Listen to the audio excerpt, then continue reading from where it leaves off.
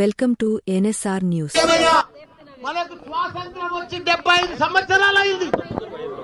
మనము పాకిస్తాన్ తోటి ఎప్పటికీ బాధలు పడుతూనే ఉన్నాం. ఉగ్రవాదులతోటి వాళ్ళు పోషిస్తూనే ఉన్నారు.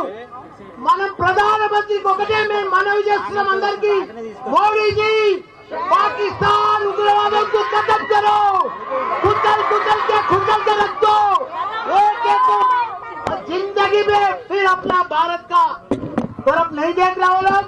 उग्रवादों को पूरा पाकिस्तान ప్రపంచంలో చిత్రపటంలోనే పాకిస్తాన్ కనిపిస్తుంది. నెక్స్ట్ మనం 75 సంవత్సరాల నుండి బాధపెడుతున్నారు. మనం ఇక భరించలేము, మనం ఇక ఓపిక లేదు మనకు. మన సైనికులు మన ఎంతో మంది ప్రాణాలు కోల్పోయారు.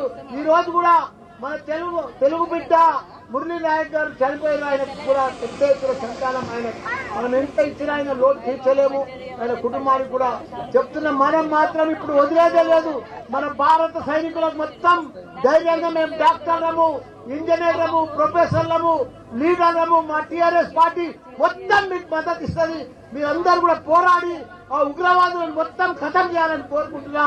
జై జవాన్.